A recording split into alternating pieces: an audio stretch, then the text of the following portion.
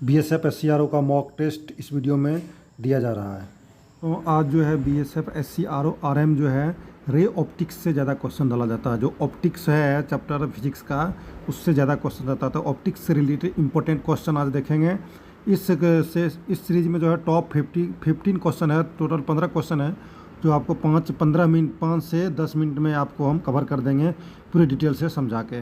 पूरों को वीडियो को पूरा अंत तक देखें और उसका फ़ायदा उठाएं, क्योंकि रे ऑप्टिक्स और ऑप्टिकल इंस्ट्रूमेंट से ज़्यादातर क्वेश्चन दागे जाते हैं बीएसएफ एससीआरओ के एग्ज़ाम में, आरएम के एग्ज़ाम में। ठीक है, पहला क्वेश्चन आपके स्क्रीन पर यहाँ देख रहे हैं। लेंस की क्षमता का मात्रक एसआई मात्रक क्या है? तो लेंस के जूल किसका मात्रक है? सबसे पहले जान लीजिए, लेंस की क्षमता का एसआई मात्रक है डायोप्टर। ठीक है, जूल मात्रक है क्या है? कार्य का, ऊर्जा का मात्रक जूल है। ठीक है, वाट किसका मात्रक है? वाट किसका मात्रक है बताइए, आप कमेंट बॉक्स में बताइएगा वाट किसका मात्रक है। ठीक है, नेक्स्ट क्वेश्चन है, आप देख सकते हैं समतल दर्पण की वक्रता त्रिज्या होती है। समतल दर्पण की वक्रता त्रिज्या क्या होती है? तो समतल दर्पण की वक्रता त्रिज्या आपको बताइए क्या होती है? अनंत होती है, शून्य होती है, 5 प्लस रोमी -5 सेमी। सबसे पहले आप जान लीजिए, कोई भी समतल दर्पण है उसकी वक्रता त्रिज्या जो होती है हमेशा अनंत होता है। ठीक है, समतल दर्पण का कोई वक्रता त्रिज्या नहीं होती है, इसका अनंत होता है। ऑप्शन नंबर जो है ए इसका सही होगा। ठीक है, अनंत होता है। शून्य किसका होता है? और +5 रोमी -5 सेमी, ये सब तो होगा ही नहीं। ठीक है, रोमी सेमी पहले बात देखिए, इसका जो है समतल दर्पण वक्र त्रिज्या का माप डायोप्टर में इसका फोकल लेंथ होता है। ठीक है, तो ये सब तो होगा नहीं, अनंत होता है। नेक्स्ट क्वेश्चन है, एक उभय उत्तल लेंस U बराबर 1.5 के प्रत्येक तल की वक्रता त्रिज्या 20 सेमी है, लेंस की क्षमता निकालें। तो यहाँ पे देखिए, लेंस की क्षमता कितना हो जाएगा? 5 डायोप्टर होगा। अब बताइए 5 डायोप्टर क्यों होगा? ये क्या है? U बराबर 1.5 है, 1.5 है और वक्रता त्रिज्या 20 सेमी है। क्या होता है वक्रता त्रिज्या? फोकल लेंथ कितना हो जाएगा? फोकल लेंथ कितना हो जाएगा? वक्रता त्रिज्या F है, F बराबर कितना होता है? 2r होता है।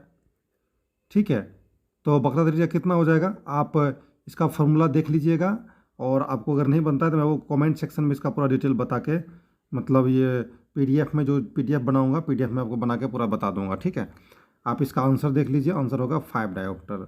इससे ज़्यादा क्वेश्चन डाला जाता है, न्यूमेरिकल टाइप का क्वेश्चन भी डाला जाता है। ठीक है, नेक्स्ट क्वेश्चन देख लेते हैं। नेक्स्ट क्वेश्चन है, एक वस्तु के 3 प्रतिबिंब प्राप्त करने के लिए 2 समतल दर्पण को डैश कोण पर झुका होना चाहिए। सबसे पहले जान लीजिए ये जो प्रतिबिंब कैसे बनता है। एक वस्तु को जो है 3 प्रतिबिंब, सबसे पहले तो 90 डिग्री पे ये होना चाहिए। ठीक है, आपको आंसर भी मैं बता, देखिए 90 डिग्री है यहाँ पे आंसर। यहाँ पे देख रहे होंगे कि 90 डिग्री आंसर है। और ये आंसर कैसे 90 डिग्री आया है? तो 90 डिग्री आंसर आने का मुख्य कारण है, देखिए पहली बात तो समतल दर्पण कितना दूर है। जैसे मान लीजिए 90 डिग्री पर अगर झुका हुआ है, तो 90 डिग्री पे अगर झुका हुआ है, मान लीजिए 90 डिग्री पे झुका हुआ है, तो होता है तो थीटा बटे 360 डिग्री बटे थीटा होता है। मान लीजिए कोण, अगर थीटा हो गया कोण का माप।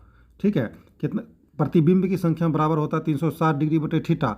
अगर ये सम संख्या आता है, इसका मान सम संख्या है, तो हो जाता है प्रतिबिंब की संख्या 360 डिग्री बटे थीटा -1। तो यहाँ देखिए, अगर 90 डिग्री होता है तो 9 को यहाँ 90 मान देंगे, 9 चौक 60, 4 में से गया 3, तो प्रतिबिंब की संख्या 3 हो जाएगा। अगर 360 डिग्री बटे थीटा विषम संख्या आता है तो उतना ही प्रतिबिंब की संख्या होगा, लेकिन सम संख्या आएगा तो 1 कम हो जाता है। ठीक है, अगर कोण का मान, तो ये हो गया आंसर, आप पूरा समझ में आया होगा। नेक्स्ट क्वेश्चन देख लेते हैं। नेक्स्ट क्वेश्चन जो है, किसी दर्पण में वस्तु का प्रतिबिंब हमेशा छोटा एवं आभासी दिखाई पड़ता है। किस दर्पण में वस्तु का प्रतिबिंब हमेशा छोटा एवं आभासी दिखाई पड़ता है? ये हो जाएगा उत्तल दर्पण में। उत्तल दर्पण में हमेशा प्रतिबिंब जो है ना छोटा और आभासी मतलब हो गया काल्पनिक। आपको पता होना चाहिए, अब क्या हो गया? आभासी मतलब काल्पनिक। देखिए समतल दर्पण में हमेशा प्रतिबिंब उल्टा बनता है और वास्तविक बनता है, समतल दर्पण में भी और उत्तल दर्पण में भी। और देखिए ये क्या बोलते हैं, प्रतिबिंब हमेशा छोटा एवं आभासी कब बनता है? उत्तल दर्पण में। समतल दर्पण में हमेशा प्रतिबिंब बड़ा बनता है। ठीक है, उत्तल दर्पण छोटा करके दिखाता है, समतल दर्पण बड़ा करके, समतल दर्पण में समान दिखाता है और अवतल दर्पण में बड़ा करके दिखाता है। ठीक है, तो ये था इसका पूरा डिटेल। नेक्स्ट क्वेश्चन देख लेते हैं। तरंगदैर्घ्य के बढ़ने के साथ अपवर्तनांक का मान क्या होता है? तरंगदैर्घ्य के बढ़ने के साथ अपवर्तनांक का मान घटता है।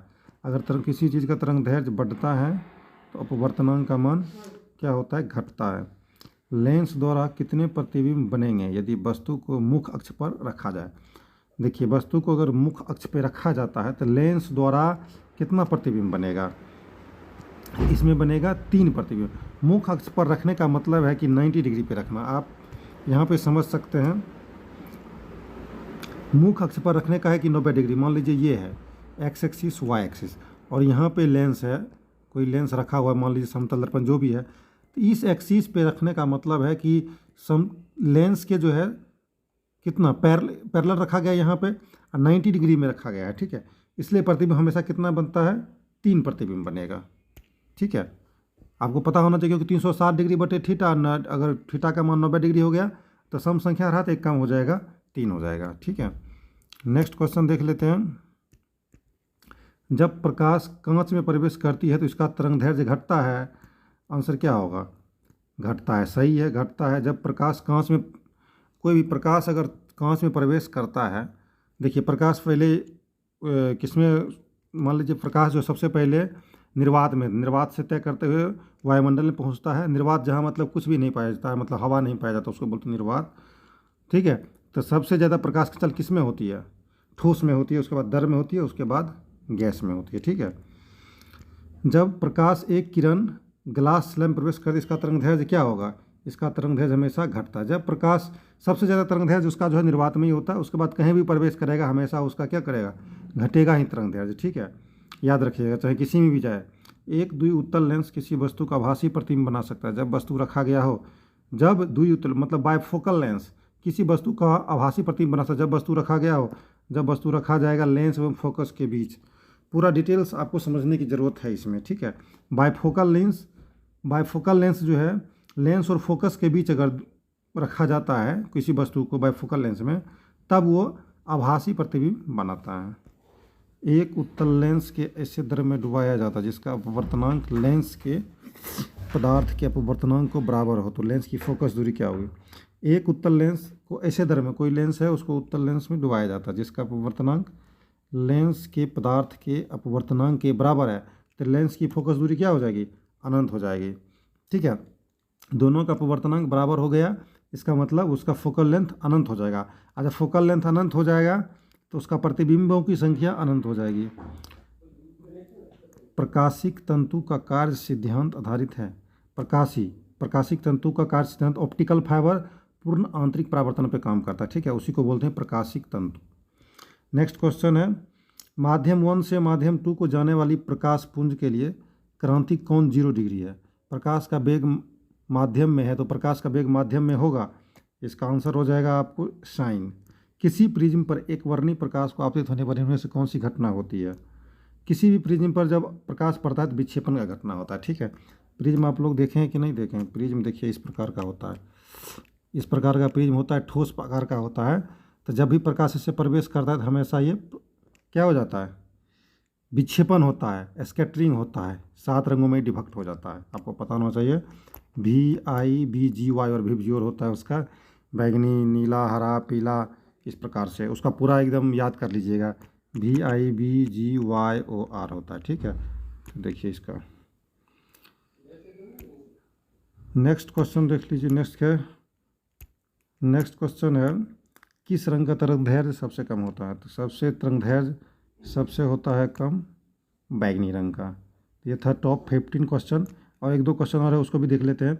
किस रंग का तरंग दैर्ध्य सबसे कम होता है, तो सबसे कम तरंग दैर्ध्य होता है लाल रंग का। लाल रंग का सबसे कम, बैगनी रंग का सबसे ज़्यादा होता है। तो ये 16 क्वेश्चन था और परीक्षा में बार बार रिपीट करके पूछा जा रहा है। मिलेंगे नेक्स्ट क्लास में, तब तक के लिए जय हिंद।